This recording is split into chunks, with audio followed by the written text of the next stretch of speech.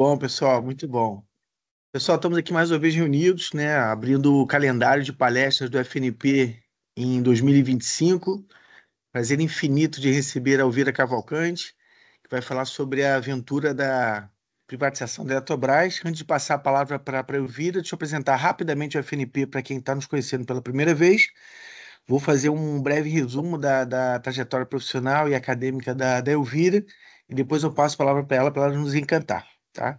Para quem nos conhece, o meu nome é Marcelo Esterro. Eu fundei o FNP em setembro de 2020, aqui de uma varanda de Itaipava, onde por acaso estou, né? E a gente aproveitou a pandemia para levar conhecimento para o Brasil inteiro, né? Comecei sozinho com aulas de valuation, terça e quinta de manhã. Fomos animando, pessoas foram se aproximando, como a Regiane, para falar com a gente sobre SG, o Lauri para falar com a gente sobre FP&A, né? Então a gente está Hoje em dia nós temos isso. Hoje em dia a gente tem um acervo enorme de aulas, de palestras, né? E aos domingos a gente recebe grandes nomes do mercado, como Elvira, que vem falar da sua experiência e principalmente a gente gosta de dizer que vem da sua área de paixão, tá? Então deixa eu te contar um pouquinho sobre a Elvira, né? A Elvira, a formação dela, né? Ela é Elvira, quanto à formação, Elvira? Elvira Eu sou administradora, tenho mestrado em Eu fui lá administração, um no monte de LinkedIn curso passando aí. que, ó, então, formada em administração pela Universidade de Pernambuco, né? Tem a gestão de operações também pela Universidade de Pernambuco, o mestrado, passou pela Dom Cabral na negócio de telecomunicações. Fez Chicago também, né? Fiz um cursinho na Chicago também, né? Programa de Executive Education na Chicago Booth, né? Universidade Austral da Argentina, um programa de M&A. Na São Paulo, dois cursos bacanas ali de Valuation, estruturas societárias, né? São Paulo é essa que comprou o exame, né? Tá com o O exame lá na inverso, né? Faculdade de Exame que Exame. comprou a São Sim, Paulo. verdade, errei. Fez o curso do IBGC, né? Também estava lá na Harvard de novo, né? Negócio, administrações e estratégias disruptivas, né? No IMD, curso de liderança, lá na London Business School, né? Women in Business, Executive Education. De novo na São Paulo, como curso para Board of Directors. São Paulo, de novo, um programa avançado para CEOs. E esse último é Cheung Kong Graduate School of Business na China mesmo? Que barato. Olha que legal. Programa de imersão. Eu vi suas fotos lá, você botou as fotos lá. Muito bom. Carreira profissional aqui, pessoal. Vamos de trás para frente, fica melhor, que senão vai ficar complicado, né? Conselho Fiscal da Embraer, né? Membro do Comitê de Auditoria da Copa Energia, Conselho Fiscal da Gerdau, membro do IBF São Paulo, aliás, membro muito ativo de IBF São Paulo, né? A líder lá do Conselho de Diretores da Santo Antônio Energia, da Chesf, e aí sim uma carreira belíssima lá na Eletrobras, tá bom? Então, pessoal, esse é um brevíssimo resumo aí da carreira linda da Elvira, que está aqui com a gente nesse domingo de manhã, para nos ensinar e nos encantar sobre esse processo aí que foi tão relevante para o Brasil e para o mundo. Elvira, encante-nos. Obrigada, Marcelo. Bom dia, pessoal. Um prazer estar aqui com vocês. Eu já acompanho aí o canal do Marcelo desde a origem. Você está de parabéns com o que você tem feito junto com o seu time. Acho realmente fantástico essa iniciativa de ensinar temas complexos que você tem conseguido traduzir, né, de uma maneira bastante simples.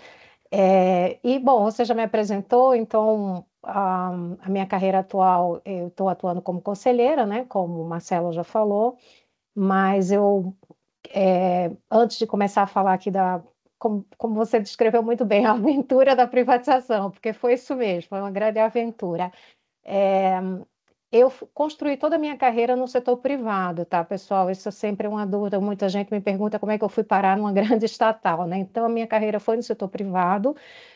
Eu passei por várias empresas de diferentes setores da economia, saí de Recife, também morei em outras cidades, inclusive no Rio de Janeiro, onde eu conheci a Regiane. Quando eu ingressei no setor elétrico, foi na Light há bastante tempo, e a Regiane e eu somos da mesma época, né, Regiane, lá da Light.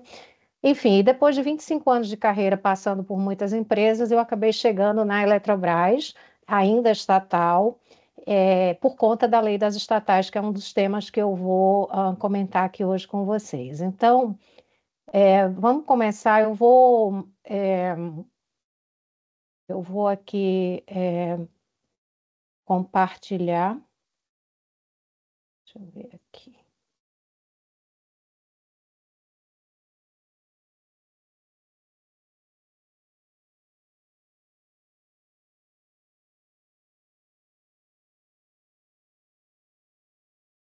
Isso.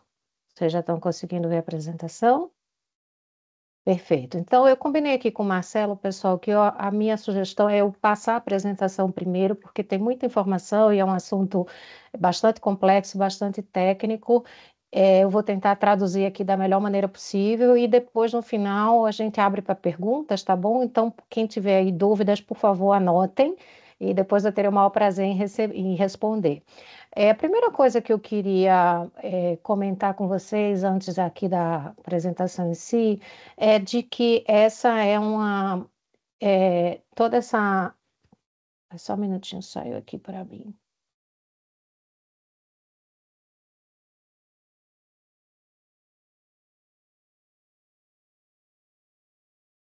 Isso. Todo esse material que eu vou apresentar, pessoal, é informação pública, tá? Tudo que está nesses slides são informações que podem ser encontradas no site da Eletrobras, no site do BNDES, da CVM, enfim, informação pública, mas não significa que seja simples de entender para quem não acompanhou de perto. Então, acho que o desafio aqui é conseguir contar essa história. Bom, então eu vou começar explicando para vocês o que era a Eletrobras há exatamente 10 anos, tá? Em 2015, que é quando começa esse processo de transformação. Então, em 2015, a Eletrobras, ainda estatal e antes da nova gestão ter iniciado, a empresa valia 9 bi na Bolsa de Valores, apenas 9 bi, era o valor de mercado de 2015. Isso equivalia, Marcelo, a 20% do valor patrimonial. Imagina o desconto, né, que era uma empresa estatal com todos os problemas, né, que existia na época, né, de má gestão, enfim, a empresa estava profundamente descontada, embora fosse uma empresa gigantesca, ela não tinha cobertura de analistas, ela estava, como a gente fala no jargão da Bolsa, ela estava largada na Bolsa, né? Era uma empresa que nos últimos 3 anos, 2013 a 2015, tinha tido um EBITDA negativo de 14 bi e meio no acumulado, EBITDA negativo, e tinha gerado um prejuízo de quase 24 bilhões nos últimos 3 anos, né, 2013 e 2015. Esses resultados, gente, são fruto de vários fatores. O mais importante é a medida provisória 579, para quem conhece o setor elétrico, foi a medida provisória editada quando a Dilma era ministra e que essa medida provisória desorganizou profundamente o setor elétrico, a regulação, e a Eletrobras, que era estatal, foi a empresa mais impactada na época e passou a ter uma queda brutal na sua receita, principalmente de geração, fruto da renovação das concessões nas condições que foram dadas por essa medida provisória lá no passado. Além disso, a empresa tinha também a influência da interferência política, né, decisões de gestão equivocadas, tudo isso junto culminou nesses resultados que vocês estão vendo na tela. Era uma empresa muito grande, 150 bilhões de ativos totais, 42 bilhões de patrimônio líquido. Na época tinha 26 mil empregados, ainda era muito inchada, esse número vem sendo reduzido ao longo dos anos. Hoje são menos de 8 mil empregados, a Eletrobras já privatizada. E cereja do bolo, nós estávamos na época da Lava Jato, né, 2015. A Eletrobras também foi afetada, não na mesma magnitude da Petrobras, mas também teve impactos. Então, na época, o presidente da Eletronuclear foi preso, 2 diretores foram indiciados, um na Holding, um na Eletronorte. A empresa já era de capital aberto, ela era listada em Nova York, ela quase foi deslistada por conta de não estar entregando, não ter conseguido entregar o 20F, que é o equivalente do formulário de referência, né, para quem não está familiarizado. Ela ficou 2 anos sem entregar esse relatório, porque o auditor independente não conseguia dar o parecer em função, né, dos achados da Lava Jato, precisava ser calculado qual era a provisão, enfim, quanto tinha sido afetado. Uma investigação na SEC, que é a CVM americana, e no Departamento de Justiça americano. Então, esse era o panorama E aí vocês devem estar se perguntando como é que eu fui me meter nesse imbróglio, né? Tendo vindo do setor elétrico. Bom, a resposta é lei das estatais. A Lei 13.303 ela foi promulgada lá em 2016, já era governo Temer. Ela dispõe sobre o estatuto jurídico das empresas estatais e é importante, não é só federal, tá? Essa lei se aplica às estatais dos estados, dos municípios, do Distrito Federal, enfim, ela tem essa cobertura ampla. A lei é muito extensa e ela cobre assuntos de licitação e outros temas que eu não vou falar. Eu só vou tratar aqui de um único artigo da lei, que é o artigo que define quais são os critérios para se indicar dirigentes para estatais. Por isso que a gente fala que essa lei é tão importante, porque ela foi esse ponto de inflexão que mudou a governança das empresas estatais brasileiras. Então, basicamente, a lei fala coisas que a gente do setor privado considera que são até obviedades, mas numa empresa estatal nem sempre a indicação de pessoas seguia critérios, digamos, mais os critérios que a gente está acostumado, né, de formação e tal. Então, a lei, ela define que é necessário, é obrigatório essas pessoas que são indicadas, elas terem experiência na área, né, formação acadêmica compatível, elas têm que ter aquele critério da lei da ficha limpa, né, não podem ser pessoas que estão já indiciadas, né, por algum processo. Tem as vedações, então, coisas que no passado aconteciam, o ministro de Estado não pode assumir posição estatal, secretários executivos, dirigentes de partidos políticos, nenhuma pessoa de cargo eletivo, então, senador, deputado, governador, enfim, quem está em agências reguladoras. Então, tem uma série de vedações que tem o objetivo de evitar o conflito de interesse. Quem participou na liderança de campanhas políticas também está vedado, da mesma forma que dirigentes dos sindicatos de empregados. Então, essas regras, elas trouxeram uma robustez ao processo e parece inacreditável, né, que alguém pudesse ser indicado para grandes estatais sem ter, por exemplo, formação acadêmica ou experiência profissional suficiente. E a lei define alguns requisitos, eu trouxe só alguns aqui de exemplo, tem que ter conselho de administração, tem que ter um mínimo de 25% de membros independentes, é assegurado representante dos empregados e também dos minoritários, tem que ter comitê de auditoria e risco, tem que ter uma auditoria interna reportando ao conselho, pode ser via comitê, é necessário ter conselho fiscal, ter o comitê de elegibilidade que define todas essas avalia, né, os candidatos, enfim, são alguns exemplos. Então, o meu nome acabou surgindo porque a Eletrobras precisava se enquadrar nessas exigências da lei, precisava montar um comitê de auditoria, precisava ter membros independentes. Eu já tinha experiência de duas empresas do setor elétrico, né, e a experiência financeira, e então eu fui eleita pelos é, minoritários em 2018. Então, a transformação da Eletrobras, ela começa no segundo semestre de 2016, né? A lei foi em julho, como eu mostrei, ela entrou em julho. Esse novo conselho de administração, o novo CEO que veio do mercado, chegaram no início, final de julho, início de agosto, e eu ingressei em 2018 como conselheira de administração independente e membro do comitê de auditoria. Era uma empresa muito grande, né? Então aqui eu vou explicar o que era a Eletrobras naquela época. Então, já em 2018, né? É uma holding, continua sendo, né? Uma holding na época estatal, e ela tinha diversas empresas de geração, transmissão e distribuição de energia. Representava praticamente 30% da capacidade de geração do Brasil, quase 50 GB de capacidade instalada, e cerca de 47% do Sistema Interligado Nacional, que é a parte de transmissão.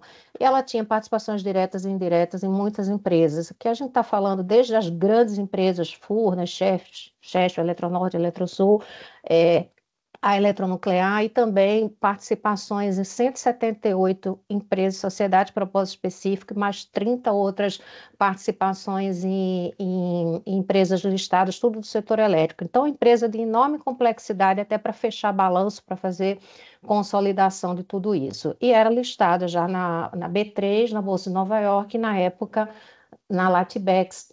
Acho que alguém abriu um áudio que está dando eco para mim.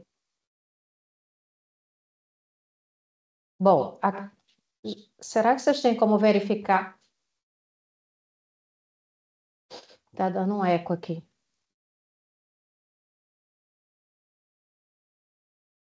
Bom, vou tentar continuar. Ah, agora passou. Bom, aqui é um dado bem importante, que é o que era a estrutura acionária antes da privatização. Então, a Eletrobras é uma sociedade de economia mista, ela é controlada pela União, que tinha quase 52% das ações ONs, né, que dão direito a voto, só que a União, o governo, através do que a gente chama de participações indiretas, né, BNDES, BNDESPAR, fundos governamentais, etc., ela possuía no todo 72,3% das ONs. E considerando também as participações que o governo tinha nas preferenciais, no total, o governo tinha cerca de 62% da Eletrobras. Esse é um slide importante para vocês entenderem o processo da privatização. Eu vou falar muito rapidamente de qual foi o histórico, por isso que, como o Marcelo disse, foi realmente uma aventura.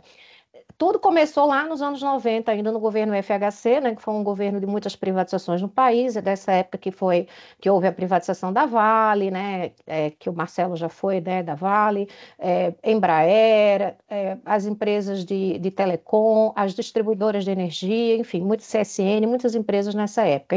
E da Eletrobras, apenas um pedacinho muito pequeno, que era a antiga Gerasul, lá de Santa Catarina, foi privatizada nessa época, que virou a ENGIE. É um dado que muita gente não sabe. E a Eletrobras, como um todo, não foi privatizada. Vieram os anos de governo do PT, que a gente sabe que é contrário às privatizações, então, lá em 2004, o governo Lula excluiu a Eletrobras e as suas subsidiárias do PND. O PND é o Programa Nacional de Desestatização. Existe uma lei dos anos 90 que continua vigente até hoje, ela já teve leis posteriores, mas ela ainda é vigente, ou seja, a privatização de uma empresa no Brasil, ela exige um cumprimento de um rito legal. Já no governo Temer, em 2017, houve uma nova tentativa de incluir a Eletrobras no PND através de uma medida provisória, mas ela não chegou a ser votada. Gente, por favor, se vocês puderem manter os áudios fechados. E aí essa MP acabou perdendo a validade. Finalmente veio o governo Bolsonaro e lá em 2019 foi enviado um projeto de lei para o Congresso Nacional. Só que esse projeto de lei foi enviado no finalzinho de 19 e na virada lá para 2020 começou a pandemia e naturalmente esse PL também não foi apreciado porque a prioridade do Congresso era cuidar das medidas emergenciais de combate à pandemia. Então, mais uma vez, nada aconteceu. Até que em 2021, o governo enviou uma medida provisória para o Congresso, a 1031, e essa efetivamente foi apreciada. A medida provisória ela tem que ser votada em 60 dias, podendo ser prorrogada por mais 60. Se nesse período ela não for aprovada, ela perde a validade. Aquela lei da privatização, da desestatização que eu mencionei lá dos anos 90, ela define várias modalidades como uma empresa pode ser privatizada. Ela pode ser vendido o controle, ela pode ser alienada por partes, ela pode ser vendida lá na bolsa, tem várias maneiras. Pode abrir capital. E uma das formas previstas na lei, que é a que foi usada para a Eletrobras, é se fazer um aumento de capital para diluir o controlador. Então, foi isso que saiu na lei, que a desestatização da Eletrobras seria desta maneira, um aumento de capital, ou seja, se faz uma oferta pública de ações, no caso da Eletrobras no Brasil do exterior, porque ela era listada nas duas bolsas e a União não poderia acompanhar. Existe um passo a passo, então essa lei tem que ser votada nas duas casas, né, aprovada no Congresso Nacional, é nesse período que a gente sabe que tem as emendas, né, todo aquele processo de negociação nas duas casas, isso passa por uma sessão presidencial, e depois é obrigatório ter uma audiência pública, que é conduzida pelo BNDES, precisa de uma assembleia de acionistas para aprovar as condições, e é obrigatório também as aprovações do Tribunal de Contas da União. Então, a lei foi finalmente aprovada, né? A medida provisória foi aprovada lá nas duas casas em junho, houve a conversão em lei em julho. Ainda estávamos no período de pandemia, eu tive presente na solenidade lá no Palácio do Planalto, em que foi celebrada a conversão em lei, que é a 14182, e aí é importante entender que a lei ela tem um caráter mais geral. Vocês imaginam que o Congresso Nacional aprecia leis de vários setores da economia, de diversos assuntos diferentes, eles não têm como entrar em detalhes e na profundidade de questões técnicas de cada setor. Então, no caso da Eletrobras, preço de energia para os próximos 30 anos, risco hidrológico, condições para você segregar as usinas nucleares, segregar Itaipu, uma série de programas de governo, o Marcelo que dá aula de valuation, qual é o WOC que ia ser usado para descontar os fluxos. Toda essa parte muito técnica, ela vem de resoluções que acabam compondo esse arcabouço legal. Então, isso faz parte desse bloco todo. Então, existem as resoluções do CPPI, que é o Conselho do Programa de Parcerias de Investimento, que ele é quem rege tudo que está relacionado ao programa de desestatização, e tem o Conselho Nacional de Política Energética, que esse é bem técnico do setor elétrico, e que, através dessas várias resoluções que foram saindo, todo o processo de modelagem foi construído. Bom, a lei da privatização, ela também é uma lei extensa, bastante complexa, e eu dividi aqui em blocos para ajudar vocês a entender o que é a lei. Então, o primeiro bloco é o da governança, em que está lá que a União teria que ser diluída. Lembra aquele slide que eu falei que o governo tinha em torno de 72% das ONs? Está lá na lei, nessas resoluções, quando eu falo aqui a lei, eu estou falando desse conjunto de documentos. A União teria que ser diluída para uma participação de, no máximo, 45%. Também está detalhado, está definido lá que não haveria um novo controlador, ou seja, o voto seria limitado a 10% para todos os acionistas ou grupos de acionistas. A empresa passaria a ser, como se tornou de fato, uma corporation, sem controlador definido, e teria que ser criada uma golden share para o governo ter poder de veto em caso de alguma tentativa de mudar essa questão do limite de 10%. Outro bloco diz respeito à oferta pública, né? Então, nas resoluções consta que a oferta primária tem que ter um valor mínimo de 22 bilhões e 100, que era o que se estimava que seria o pagamento da outorga, que acabou sendo inclusive maior. Poderia ou não ter uma secundária, se fosse necessário, para garantir essa diluição para 45%, e o governo não poderia participar da oferta. Outro bloco diz respeito a tudo que teria que ser mantido sob controle da União, porque algumas atividades, programas de governo, a própria eletronuclear Itaipu e outros programas não poderiam passar para uma empresa privada, então isso também tinha que estar previsto. Inclusive foi criada uma nova estatal, que é a Embipar, que assumiu todas essas obrigações. Vocês lembram ali no início que eu mencionei aquela medida provisória da Dilma lá atrás, a MP 579, que desorganizou o setor elétrico, e a Eletrobras foi a mais prejudicada. Essa medida provisória criou o regime de cotas, em que a Eletrobras passou a vender grande parte da sua energia a um preço muito baixo, que era um preço que eles chamavam desse regime de cotas, e que explica em grande parte aqueles resultados negativos que eu mostrei. Então, com a lei agora, seria a oportunidade de extinguir esse regime de cotas, voltar a ter as concessões no que a gente chama de produtor independente, e a Eletrobras poderia, então, renovar por mais 30 anos. Eram 22 usinas que estavam nesse regime, e isso daria liberdade de vender essa energia no mercado livre. Dentro das negociações que foram feitas lá no Congresso, foram criadas obrigações para a Eletrobras, já privatizada, de investir em fundos regionais para recuperar bacias, né, nos reservatórios da região do São Francisco, né, na área da Xerxes, reservatórios de Furnas, e também investimentos na Amazônia Legal. Isso eu vou detalhar um pouco mais na frente, mas esses investimentos juntos somam quase 9 bilhões de reais ao longo de 10 anos que a Eletrobras privada vem pagando ano a ano.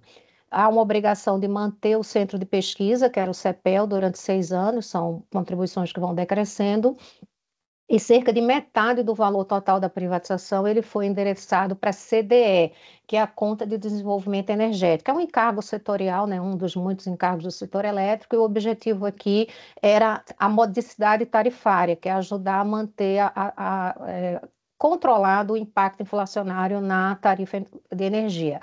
Hoje, até abrindo parênteses aqui, por conta de uma série de outros subsídios distorcidos que a gente tem, notadamente na geração distribuída, acho que esse efeito está sendo talvez um pouco ofuscado por outras mudanças no setor, mas na época a intenção era essa. São 32 bilhões, 5 bilhões foram pagos à vista lá em 2023 e 2022, e 27 bilhões vão ser pagos durante 25 anos. Bom, isso é a lei, tá? De uma forma bem resumida. E aí, como é que é o passo a passo? A lei foi aprovada em julho, né, de 2022, e a partir daí a gente tinha que trabalhar e tinha uma quantidade enorme de documentos para serem produzidos, né? E existe, como é um processo de desestatização, o que era o papel do BNDES e o que era a responsabilidade da Eletrobras, tudo isso definido em lei, em decretos, etc. Então, o BNDES, ele assessora a União, que era o controlador, tá? Então, ele é o gestor desse fundo de desestatização. Cabe ao BNDES contratar os estudos. Então, ele contratou a due diligence contábil, jurídica, é obrigatório ter 2 estudos independentes de valuation, está na lei lá do PND, fez toda a modelagem financeira, todos esses materiais vocês encontram no site do BNDES, quem tiver interesse em conhecer um pouco mais. Cabe ao BNDES também definir a modelagem, né, o preço mínimo, quais são as condições da oferta, se teria secundária, aqueles ativos que passariam para a União, como é que você segregaria eletronuclear, quais eram os valores envolvidos, Itaipu, tudo isso. Então, toda a gestão de ativos e a obrigação de conduzir os processos públicos, né, que é realizar audiência pública, interagir com os órgãos de controle, com o Tribunal de Contas, tudo para poder lançar a oferta. E qual era o papel da Eletrobras? Então, a Eletrobras ela tinha que preparar toda a documentação, né, atender todos os órgãos de controle nacional e no exterior também, TCU, CVM, enfim, agências reguladoras. Tínhamos que fazer as avaliações técnicas, esse conjunto de documentos que foi sendo produzido, tanto pelo Conselho Nacional, o CNPE, como pelo CPPI, nós tínhamos que avaliar, analisar, interagir com os órgãos e depois explicar isso para os investidores, né, para os acionistas. É, Tínhamos que fazer a nossa avaliação financeira e o que estava sendo proposto pelo BNDES. Cabia a nós também preparar a proposta da administração e conduzir a Assembleia Geral, que aprovaria as condições da desestatização, preparar a oferta pública em si, que é contratar sindicato de bancos, assessores, jurídicos, auditores, e, por fim, realizar a oferta pública, né? Essa era a obrigação da Eletrobras. Bom, foram esses últimos 2 anos aí, eu até esqueci de comentar que eu fiquei o primeiro ano que eu entrei na Eletrobras como conselheira, que foi 2018, e no ano seguinte, em 2019, eu fui convidada a assumir como CFO. Então, eu renunciei ao conselho e passei a integrar a diretoria executiva como CFO e RI da companhia, tá? Então, depois a minha jornada maior foi como CFO. E aqui eu trouxe só para dar uma ideia para vocês de como foi pesado esse processo, porque muita gente acha que assim, aprovou a lei, ato contínuo, você faz a oferta. Ah, não, nada disso.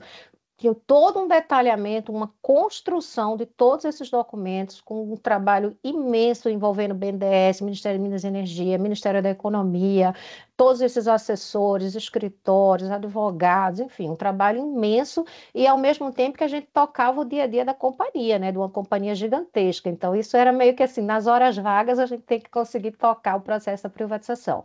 Então, essa MP, ela foi enviada então em 2021. Nesse ínterim, nós também tivemos um evento muito importante que o CEO da época renunciou, né, o Wilson, ele foi ser CEO da Petrobras Distribuidora, né, posteriormente Vibra. Isso gerou um certo, digamos, o mercado achou que a privatização não iria mais acontecer, porque ele era o grande líder.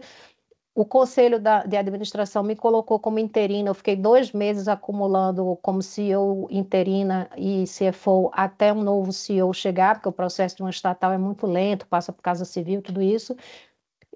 Depois nós tivemos a criação aqui da Embipar em setembro de 21, aquelas resoluções que eu comentei, só para vocês terem uma ideia como a gente trabalhava bastante, ó, perto do Natal saiu uma resolução bem complexa, quase véspera de Ano Novo, mais um aqui, tudo isso nos fez, a gente teve que se debruçar para preparar todo esse material. E aí o ano de 22 começou já com a audiência pública na primeira semana, nós convocamos a AGE também no início de janeiro, tivemos a Assembleia, que eu vou falar na sequência, o TCU também fez uma audiência pública, né? E finalmente o TCU tinha 2 aprovações, uma foi em fevereiro, outra em maio, e nós só podíamos lançar a oferta depois de ter as aprovações requeridas. A oferta foi lançada aqui no final de maio, foi liquidada em junho, e foi, enfim, concluída a privatização.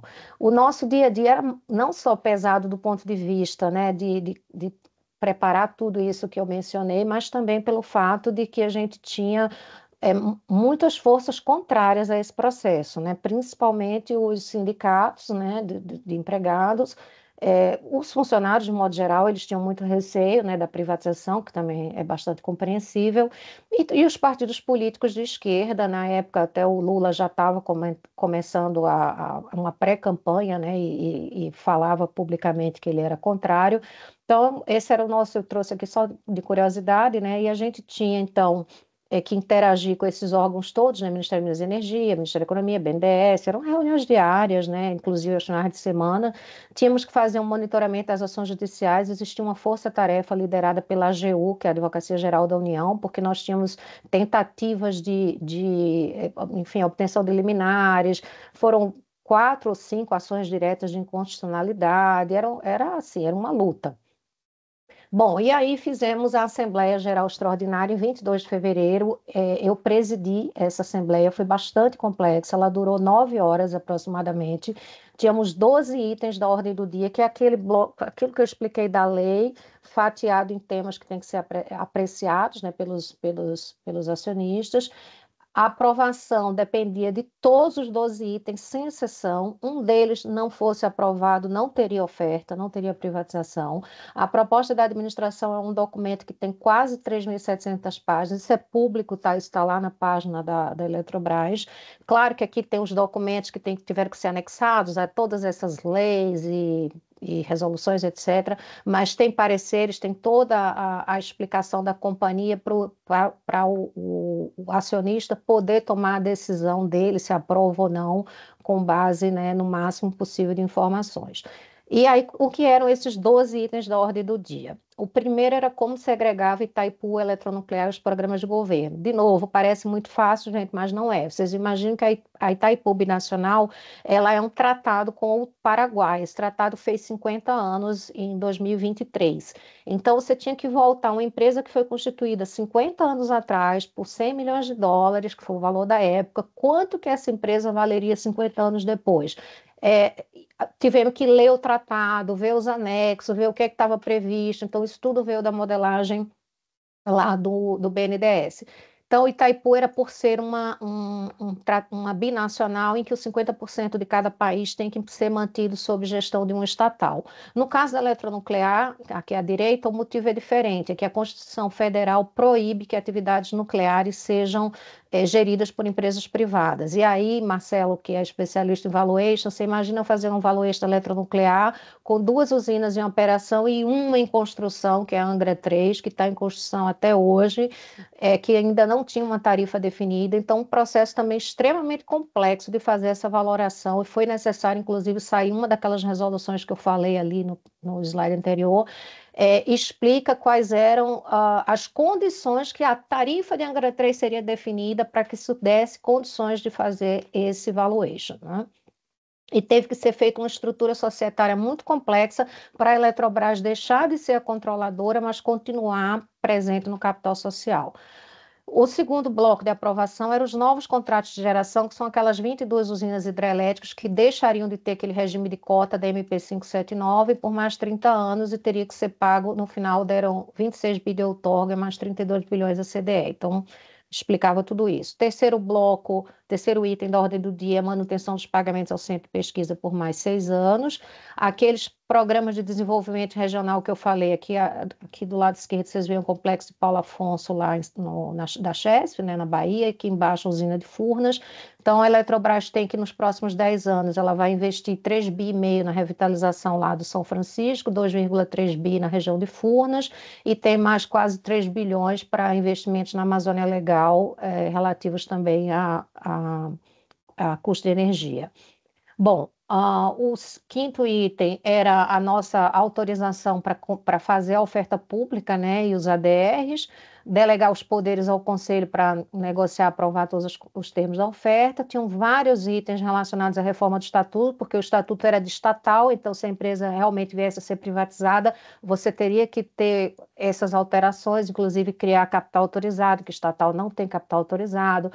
Tinham poison pills que foram incluídas, enfim, alguns ajustes no estatuto, a criação da Golden Share, a autorização para assinar os novos contratos de concessão e, finalmente, aprovada a desestatização. Então, foi isso que foi feito lá em fevereiro de 22. E aí, muito interessante, nessa época ainda não tinha havido a aprovação final do TCU, então a oferta não poderia ser lançada. Então, todos os resultados dessa Assembleia, eles estavam aprovados, mas é como se ficasse ali aguardando para só poder ser colocado em eficácia se houvesse a oferta e se a privatização acontecesse. Então, no dia seguinte não muda nada, a empresa continua estatal, mas está tudo aprovado lá. A pressão sindical foi enorme, né? Então, aqui eu trouxe mais alguns exemplos. Quando eu fui indicada para a CFO, né? Quando eu saí do conselho, fui indicada para a CFO, o sindicato me denunciou na CVM, abriu lá um processo alegando que eu teria conflitos, enfim, eles criam, né, toda uma história para causar aí tumulto, por isso que você tem que ter muita força de vontade, muita garra para sair do setor privado e vir para uma empresa estatal, não é fácil tomar essa decisão. Quando eu fiquei como CEO interino aqueles 2 meses, também teve uma nota de repúdio lá da Associação dos Empregados.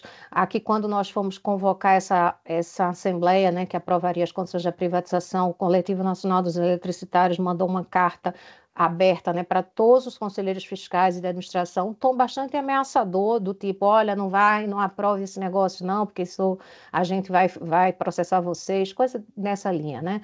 Mais na frente, quando a gente estava com um processo muito avançado, né, já se preparando para fazer a oferta, eles fizeram uma greve muito grande na área administrativo-financeiro. Então, a greve não paralisou a operação da companhia, a greve paralisou toda a minha equipe, contabilidade, RI, a área jurídica também, a diretoria de governança, todas as áreas que estavam envolvidas com a privatização, pararam com o intuito, né, de atrasar o balanço. Então, a gente teve que adiar o balanço 2 vezes, mas conseguimos, aí a duras penas, fazer esse processo. Então, foi só para vocês terem uma ideia de que foi realmente um processo bastante difícil de implementar.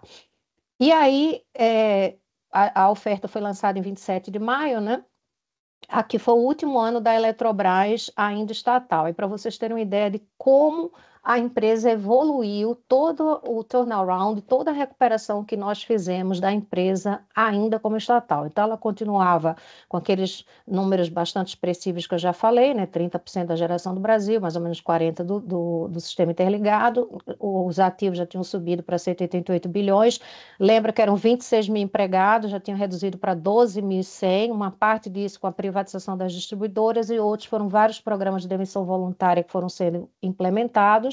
Desses 12.100, cerca de 1.500 são da eletronuclear, então significa que a Eletrobras, que foi para a privatização, ela já tinha mais ou menos 10.500, 10.600 empregados. Hoje, pelo que eu vi no último balanço anual, está um pouco abaixo de 8 mil, acho que 7 e alguma coisa, 7.700. E os números da empresa, ainda em 21, ainda estatal, faturamento bruto de 44 bi, 37 bi de faturamento líquido, o EBITDA recorrente próximo a 21 bilhões. Lembra que ela dava prejuízo, né? Isso na nossa gestão já estava com lucro líquido de quase 6 bi, né? No ano de 21, capex de 4,7 bi, e a dívida bruta está cobrindo. Dívida bruta de 44 bi, a dívida líquida, a alavancagem 0,9, praticamente 1. Essa alavancagem lá no passado ela tinha sido acima de 4, 5 vezes, a gente também desalavancou bastante a companhia. E lembra que eu mostrei que a empresa valia 9 bi no mercado, ela já estava valendo 52 bi em 2021, para vocês verem a recuperação que foi feita, né? Bom, seguindo aqui, agora eu vou falar, esse é o último bloco, tá, pessoal, da apresentação, e aí eu já abro aqui para as perguntas. A gente, quando preparou essa oferta global, internamente a gente chamava esse projeto de projeto ágil. Aqui do lado esquerdo vocês veem o aviso ao mercado do lançamento, e vejam que a empresa já valia 69 bi quando a gente fez o lançamento, então saiu lá de 9 e em maio de 22 ela já valia 69 bilhões na bolsa e ainda era estatal. Aqui foi um sindicato bem extenso, eram 12 bancos, né? Era uma oferta muito grande, então esse processo todo foi conduzido por nós, ainda como estatal. E aí, como é que você faz uma oferta de ações, né? Uma oferta global, tão complexa como essa. Então, é isso que eu vou explicar agora para vocês. O primeiro ponto que eu acho que é importante aqui de entender é como que você faz esse investor education, porque você imagina o seguinte, a Eletrobras era uma empresa, o setor elétrico brasileiro ele é muito complexo, ele tem muita regulação e tal. Pelo tamanho dessa oferta, que ia superar 20 bilhões de reais, né, porque no mínimo 22 bilhões, você teria que atrair o capital estrangeiro. Para você atrair o capital estrangeiro, você precisaria explicar, né, essa oferta para, perdão, voltei aqui, para o investidor estrangeiro. Então, a gente tinha esses desafios. Havia um desconhecimento dos estrangeiros, eram pouquíssimos que investiam na Eletrobras. A Eletrobras já tinha investidor estrangeiro, mas não eram tantos, né? A Eletrobras era a empresa mais complexa do setor, ela tinha aquele sem número de participações societárias que eu já mencionei, os vários programas de governo, usinas nucleares, planos de pensão, um volume expressivo de contingências, principalmente de empréstimo compulsório. A Eletrobras tinha mais de 30 bi de contingências, né, no balanço, né, de provisão, né, não de risco, só de provisão.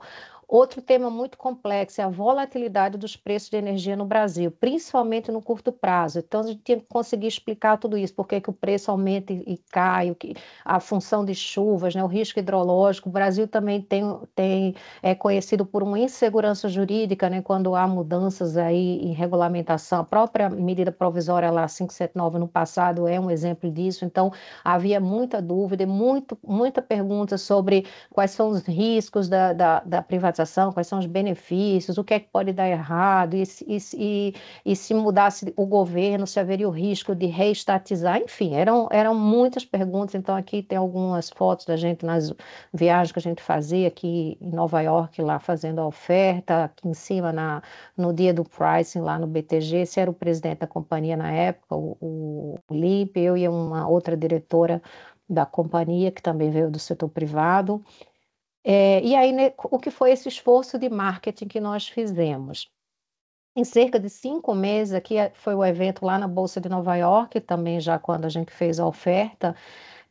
Quando eu falo aqui desse esforço, isso inclui a minha equipe lá como RI, né, como financeiro, e também os bancos que participavam lá do sindicato, né, com o pessoal do sell-side, etc. E sempre respeitando os períodos em que a gente pode falar, porque uma companhia de capital aberto, ela também tem um rito que tem que ser seguido, né? Existem períodos de silêncio, existem momentos que você não pode falar, tudo que você fala tem que ser informações públicas, né? Tem toda esse conjunto de regras de companhias abertas, isso sempre foi muito respeitado. A gente deu muita publicidade à época, tudo que ia sendo feito, tem muito comunicado ao mercado, fatos relevantes, enfim. Então foram 800, mais ou menos 860 interações entre reuniões de non-deal roadshow, que é quando você ainda não tem, né, uma oferta, reuniões de roadshow Investor Education. Chegamos a falar com mais de 250 investidores, isso aqui eu estou falando de institucionais, né, e potenciais investidores. Foram 4 non-deal roadshows que a gente fez e um que foi o roadshow da oferta. Eu participei de todos eles. Como a gente ainda estava em período de pandemia, de certa forma isso facilitou, porque a gente só fez atividades presenciais já no roadshow da oferta. Toda a etapa anterior foi tudo online, então isso nos deu também uma agilidade de falar com o investidor do mundo inteiro e fazer uma quantidade muito grande de reuniões, porque não tinha o deslocamento físico, né? E o roadshow da oferta em si foi lá em finalzinho de maio até 8 de junho. Bom, e aí, o que foi essa oferta pública da Eletrobras? Aqui a gente também, toda a diretoria da Eletrobras, executivos do BNDES, lá no conselho da Eletrobras, ministro aqui, gente do PPI, do Ministério da Economia, lá na Bolsa de Nova York, com a CEO da Bolsa, presidente da Bolsa, que é essa aqui, a Lin. A oferta pública da Eletrobras, na verdade, ela se compõe de 4 ofertas, tá?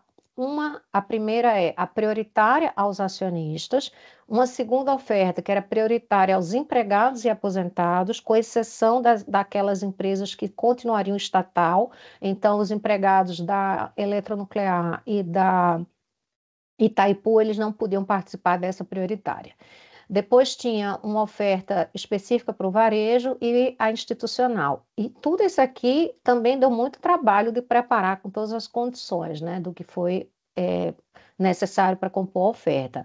Nessa oferta de varejo, saiu também como uma decisão da resolução do BNDES que nós teríamos que fazer uma oferta dos fundos mútuos de privatização FGTS, seriam destinados 6 bilhões de reais para isso. Na época a gente achou que era até um valor muito alto, a gente tinha receio de que houvesse demanda, né, para um valor tão alto, e no final superou, né, tanto que teve rateio, quem entrou nessa oferta sabe que teve rateio, e foi muito difícil, porque o pessoal aqui que é mais experiente sabe que já houve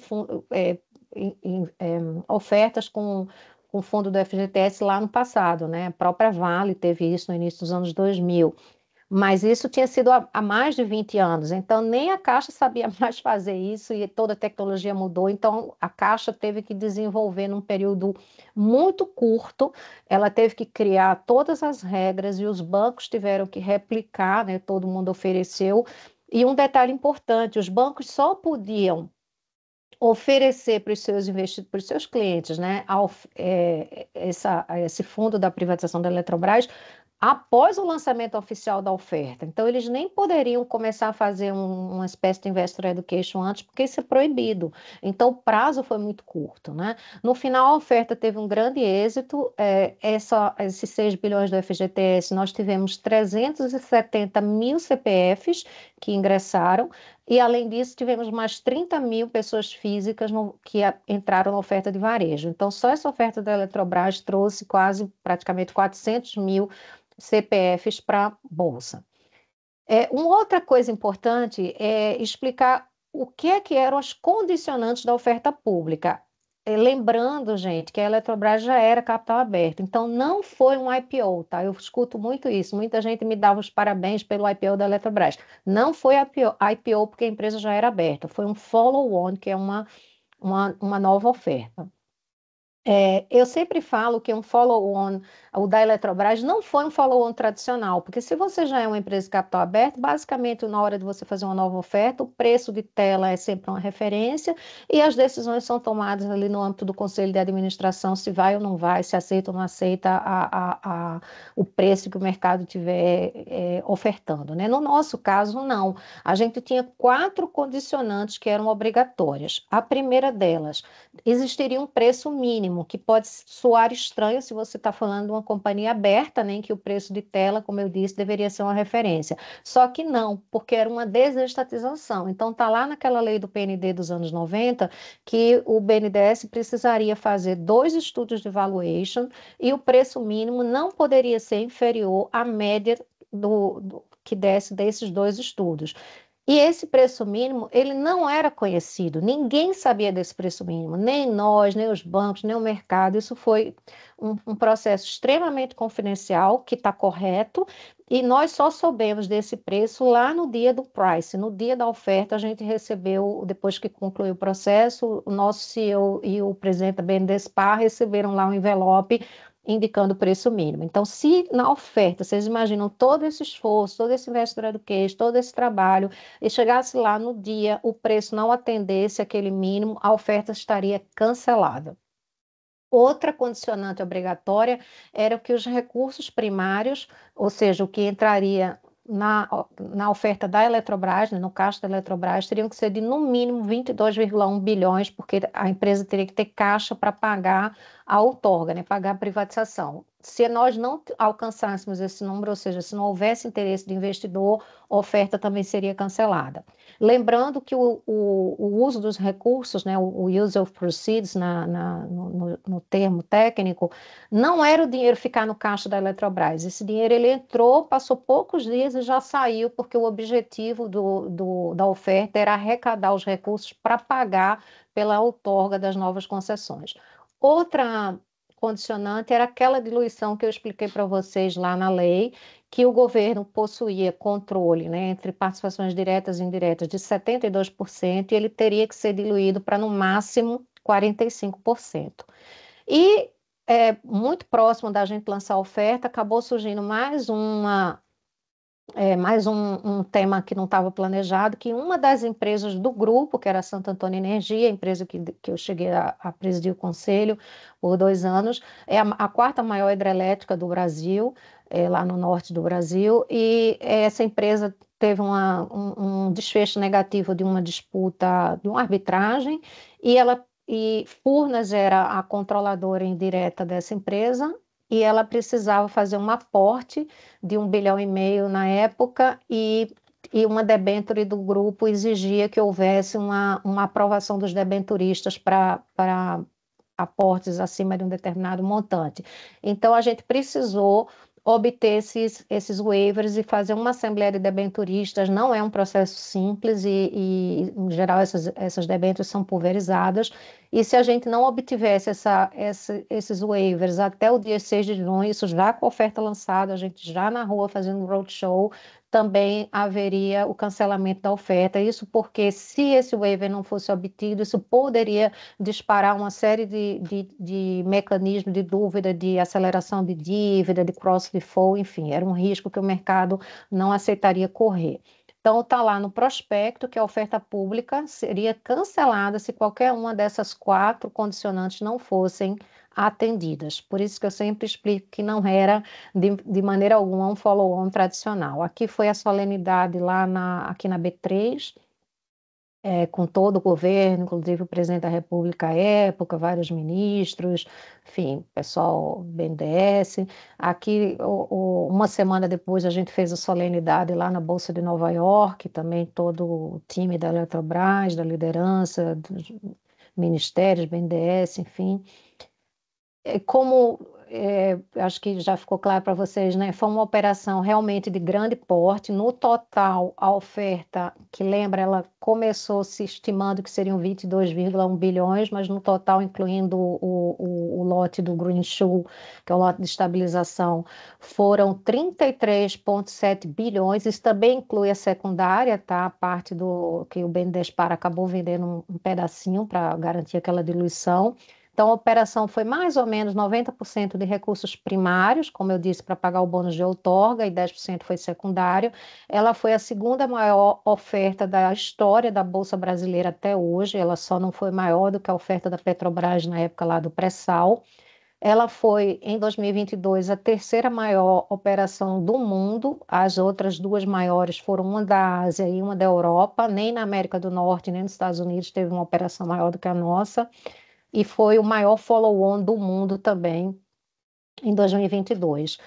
Lembra que eu falei que tinha um preço mínimo, né? Essa oferta saiu a R$ 42 por ação, e o preço mínimo, que nós só tomamos conhecimento lá no dia da precificação, era R$ 39,96. Aqui também nós lá na Bolsa de Nova York. Aí aqui para dar uma ideia para vocês, isso aqui eu tirei até da apresentação do fechamento do balanço anual lá da Eletrobras.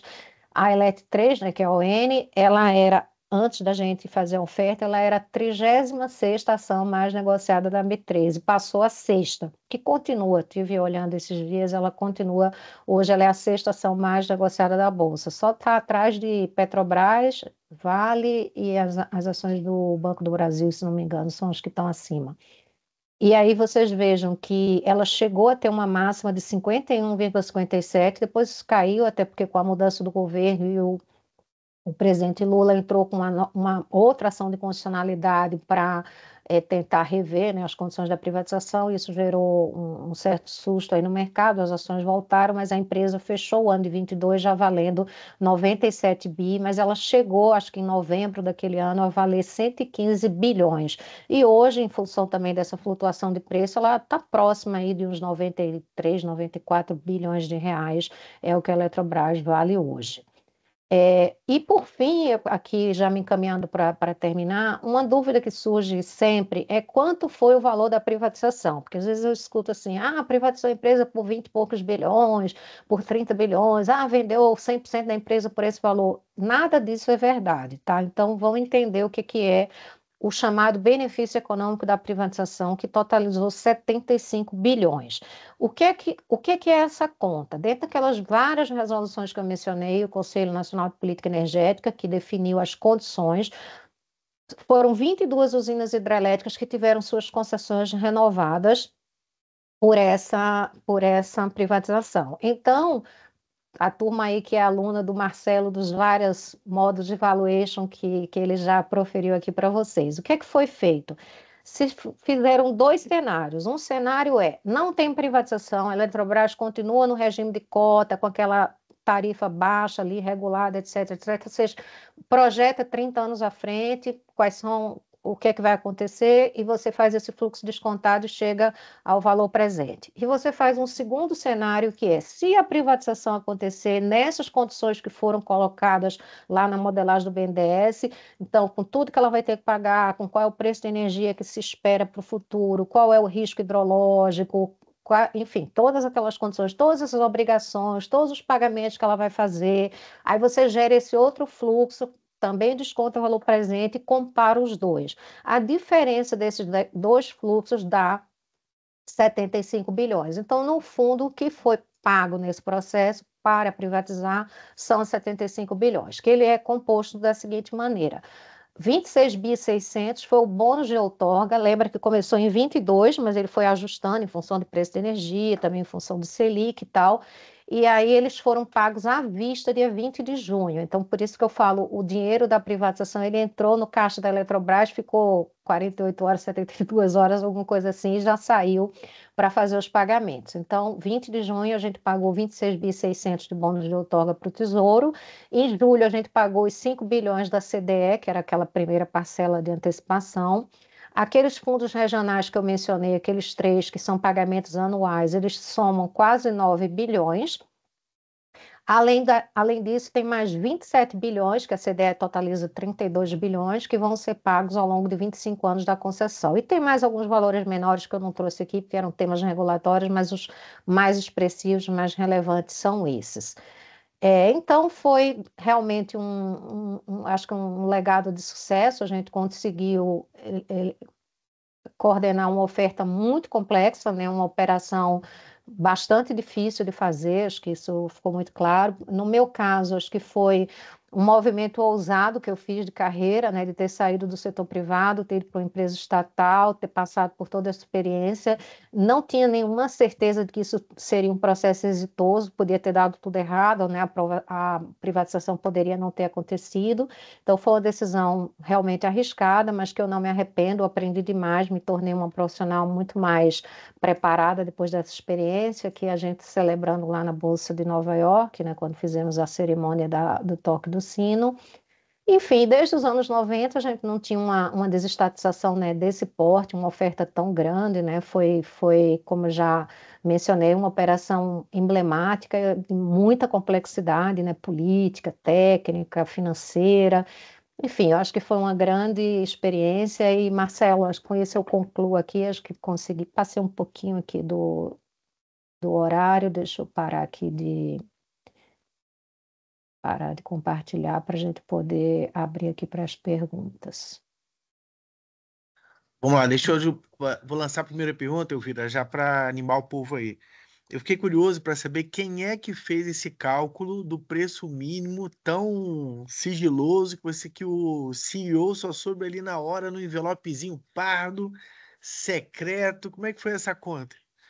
Foi assim, é um processo que foi contratado pelo BNDES, né? Nós, como Eletrobras, não nos envolvemos, a gente nem podia, então a gente não participou de nenhuma reunião para decidir premissa, nada disso. O BNDES fez um processo público, né? Ela fez uma licitação pública e as empresas que venceram foram a Genial e o Brasil Plural. Então, não. Não, BR Partners, perdão, BR Partners e Genial. Está lá no site, né, do BNDES, o material. Então, as duas empresas fizeram esses estudos de valuation.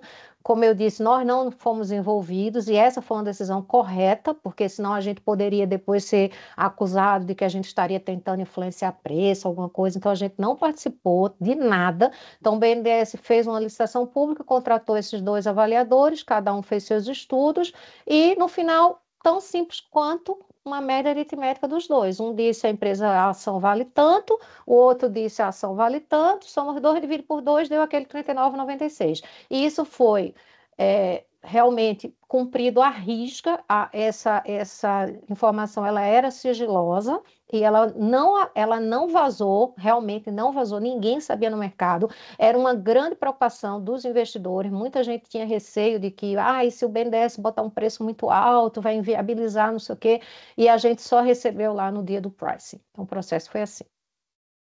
Acho que tem mais uma pergunta aqui, né? Tiago é o primeiro, Tem. depois Felipe. Felipe, Oi, Felipe.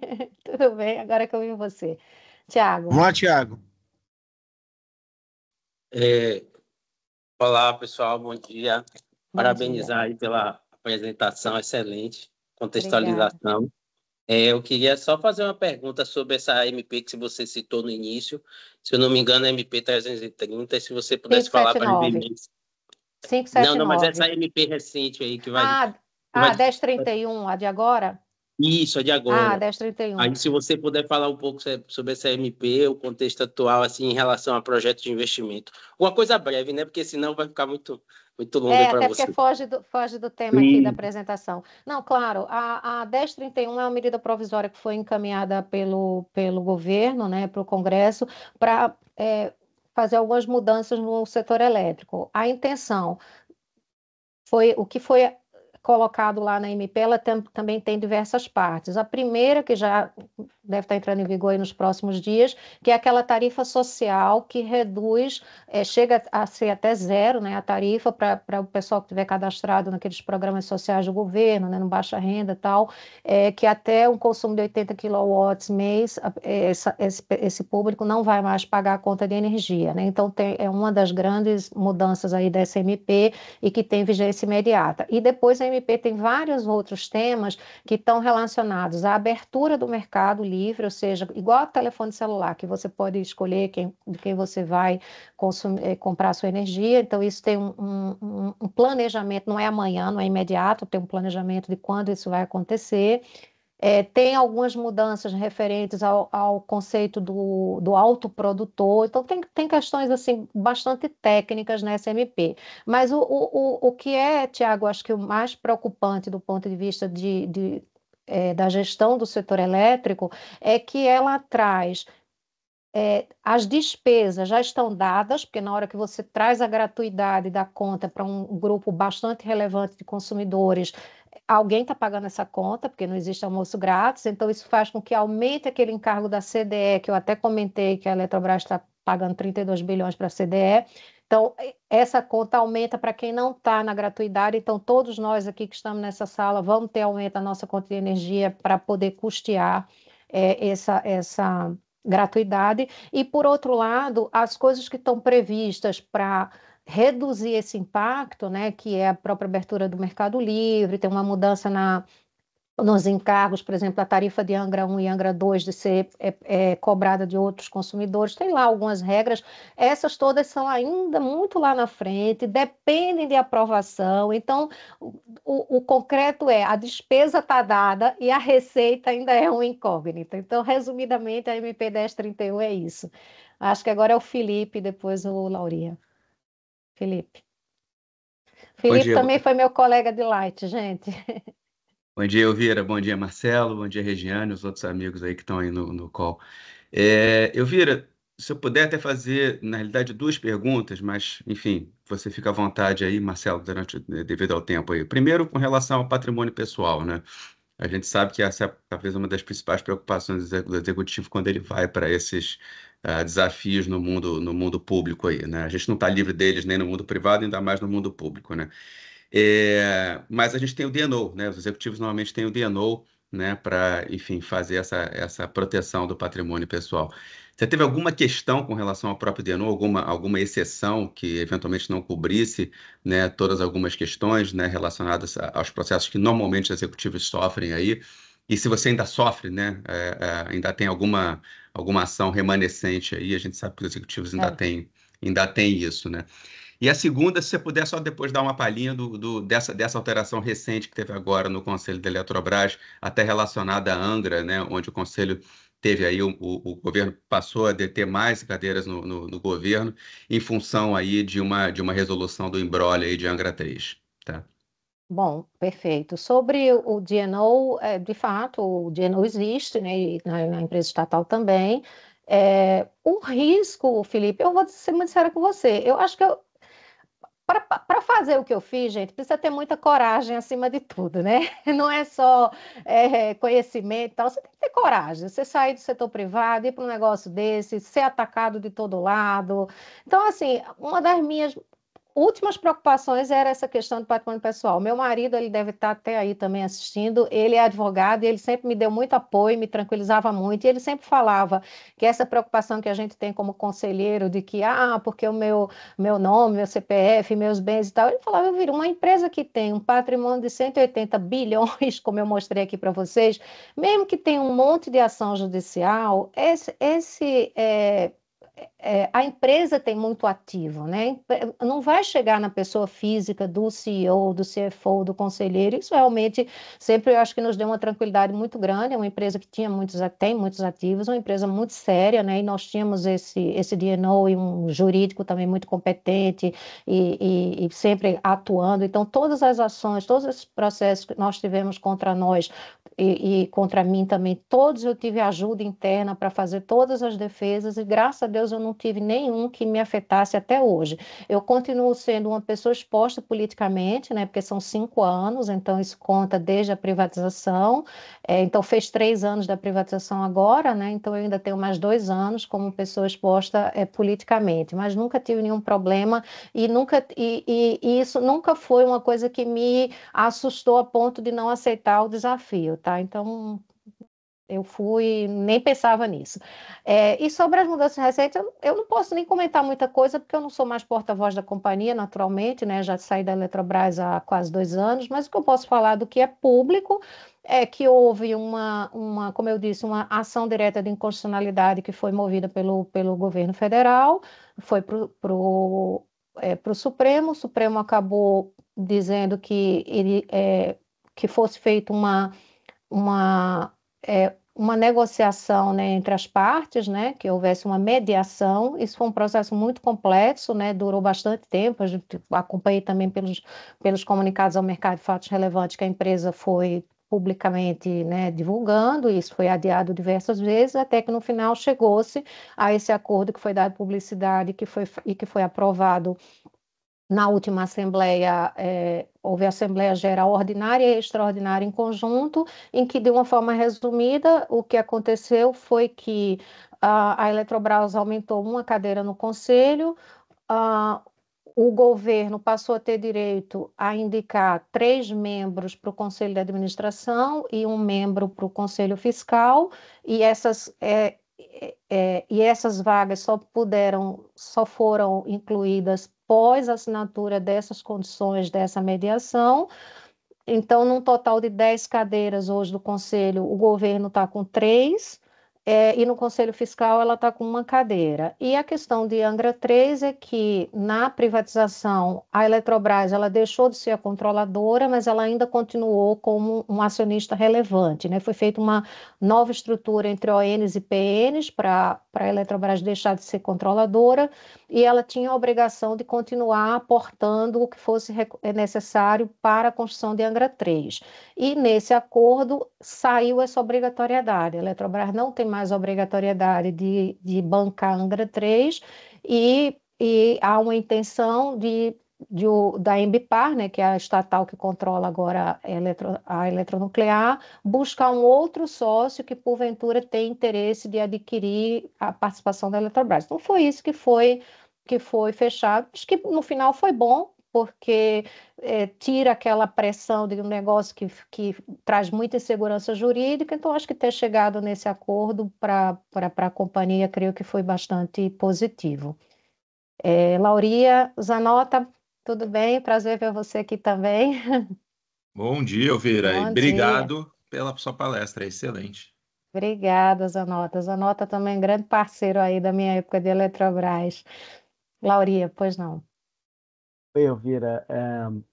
Bom, a parte técnica, né, o hard, você falou aí de uma forma brilhante, tem todo esse processo que tem que ser seguido, falou do AC, lá, o custo médio ponderado de capital, para descontar o valuation, para trazer a valor presente os fluxos. É, ok. E aí tem você, tem BNDES, tem vários outros atores que participaram disso. Mas você falou uma coisa, que foi um movimento seu de muita coragem. Então eu vou passar do hard para o soft, né? Aham. Assim, imagina você se tornando uma pessoa publicamente, é, não Exposta só publicamente. politicamente exposta, Uhum. mas publicamente exposta, Sim, né? Enfim, sendo atacada na imprensa, é, né? Por vários outros agentes contrários, praticamente tendo uma sabotagem aí, entre sim. aspas, né? Porque com a greve lá, toda a equipe toda do back-office que estava lá trabalhando na caixinha lá que você tomava conta e tal, Sim. é, como que você mentalmente né, lidou com isso? Porque é uma coisa quase que estoica, né? É uma postura assim que tem essa questão da coragem, mas tá bom, além disso, alguma técnica, algum outro suporte, alguma coisa que possa ser replicada e ajudar outras pessoas que possam se ver numa situação semelhante no futuro? Perfeito. Olha, Laura, eu acho que assim, primeiro, é, eu tive muito suporte familiar, né? Já mencionei, meu marido sempre me deu muito apoio, isso era muito importante. E o fato dele ser advogado também era ótimo, porque quando eu chegava em casa com essas, mais uma denúncia do sindicato, mas olha aqui o jornalzinho, o que, é que eles estão falando de mim, não sei o quê. Ele toda vez dizia, Elvira, é isso aí, eles estão mentindo, você sabe, eles não vão conseguir provar nada, isso é técnica deles, não se estressa, isso faz parte do processo, foca no seu trabalho e tal. Então, acho que o suporte familiar eu tive do meu marido, da minha família, dos meus pais, enfim, todo mundo que me apoiava, acho que isso é muito importante. Outra coisa, eu acho que vem com a maturidade, né, Lauri? Eu não fui para uma posição dessa no início da minha carreira, né? Quando eu fui para a Eletrobras, eu já tinha mais de 25 anos de carreira. Então, a maturidade, a própria experiência, a gente sabe que tudo isso também faz muita diferença de você lidar com essas situações de estresse. E outra que assim, eu sou muito teimosa mesmo, eu sou muito determinada, e eu acho que talvez também tenha a coisa da característica de ser nordestina, não sei, mas assim, eu não desisto fácil. Então, quanto mais dificuldade tinha, quanto mais gente dizia essa privatização não vai sair, esse negócio, você está numa canoa furada, o que eu escutava de amigos do setor privado que me diziam, você é doida. Vai embora disso aí, volta para o setor privado. Eu recebia convite, já, Headhunter me ligava, eu recebia convite para ser CFO de grandes empresas, e eu dizia, não vou, não vou, enquanto eu não terminar o meu trabalho, eu não vou. Pode ser que a privatização não saia por outra razão, pode ser que o TCU não aprove, pode ser que o mercado de capitais não queira, mas tanto eu como o Limpe, que era o presidente, como a Camila, que era a outra diretora, nós três éramos os principais líderes, o Zanota conhece bem, que ele acompanhou a gente lá. Nós três éramos muito unidos, né, e fizemos um trabalho assim eu acho que de complementaridade, que isso também é muito importante. Ninguém sabe tudo, então eu tinha mais, acho que experiência e competência nas questões financeiras, falar com o investidor, etc. O Limpe tinha vindo do governo, foi do Ministério de Minas e Energia, foi diretor da ANEEL, então um cara com profundo conhecimento regulatório, com muito conhecimento político também. A Camila foi de Big Four, consultora, então tinha muita experiência como PMO, ela que tocava tudo aquilo que era do diligence, precisa de entregar isso, aquilo outro, era a Camila que organizava. Então a gente fez um trio assim muito unido, tinha muito apoio do governo, né, do governo da época, do BNDES, Ministério de Minas e Energia, Ministério da Economia, o Conselho de Administração. E eu diria para você, Lauria, que outra coisa que me motivou também foi que eu fiquei muito indignada com a Lava Jato. Eu acho que todos nós brasileiros, né, ficamos. Aquilo me tocou demais. Eu fiquei muito impressionada com tudo aquilo que aconteceu, com toda aquela roubalheira, com todos aqueles desmandos. E quando eu entrei na estatal pela primeira vez, nunca tinha sido de uma empresa estatal, eu vi por dentro o quão maléfico foi aquele processo. Eu vi a quantidade de projetos né, com TIR negativo, enfim, com projeto que tinha sido proposto uma coisa, o quanto de dinheiro foi rasgado, foi jogado fora. Eu vi o quanto de pessoas preparadas, competentes tem na estatal, porque eu acho que a gente sai do setor privado muitas vezes com muito preconceito, com uma visão muito distorcida, e quando você chega lá, você encontra gente preparadíssima, pessoas que fizeram concurso público, pessoas que trabalham muito, a mesma coisa no governo.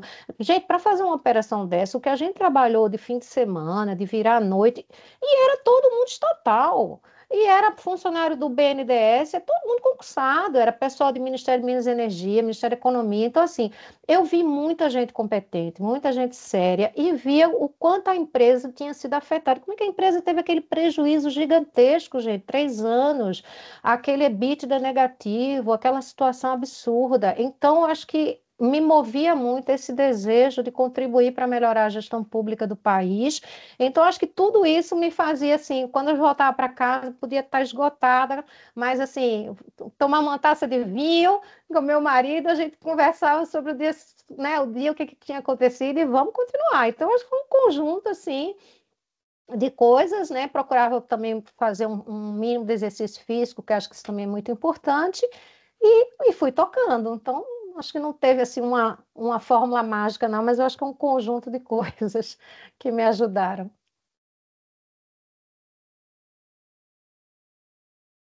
Olá, pessoal, mais alguma pergunta? Dou-lhe uma, dou-lhe duas.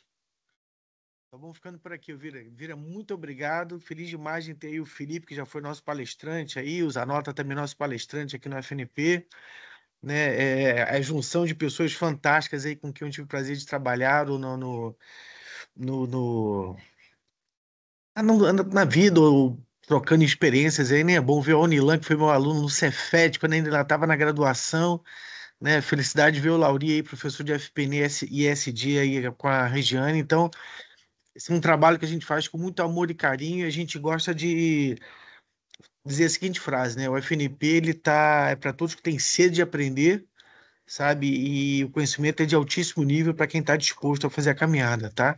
Então, Vira, muito obrigado pelo teu tempo, agradecer a presença de todo mundo aí. Tivemos aí o Portela lá de Angola com a gente aí. Estamos aí chegando nas fronteiras de quem fala português aí no nosso Brasilzão aí, e que a gente possa levar esse conhecimento para o Brasil inteiro, viu? Vira, muito, muito, muito obrigado, viu? Obrigada, o prazer foi meu. Tá Muito bom. obrigada pelo Pessoal, convite. vamos tirar uma fotinha aqui. Quem puder abrir a câmera aí para a gente poder tirar a foto? Não chega a ser uma chamada, não, mas é para a gente tirar uma fotinha da turma aí. Vamos lá? Olha a primeira aí, então, são três bloquinhos aí. Vamos lá, pessoal. Sorrisão aí, por favor. Primeiro bloco foi. Pera aí, deixa eu pegar para lá. Primeiro bloco foi. Vamos pro segundo. Sorrisão aí, bora, Rayana. Cadê o filhão?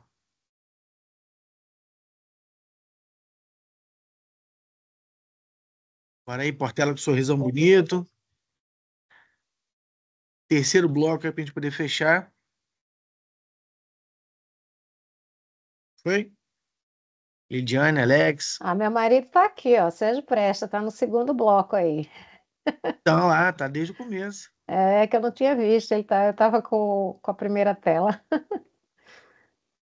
É isso. Pessoal, muito, muito obrigado aí por nesse domingo a gente estar reunido aqui para aprender, para divulgar conhecimento. Vou botar já já lá no nosso canal no YouTube, quem puder compartilhar para a gente levar conhecimento para esse Brasilzão todo, tá bom? Fiquem com Obrigada, Deus. gente. Beijos. Prazer. Tchau, gente. Bom dia, bom domingo. Tchau, Tchau, Elvira. tchau. Bom dia a todos. Tchau, Bom tchau. domingo. Bom dia Tchau, para todos. Marcelão. Valeu, valeu. Tchau. Obrigado.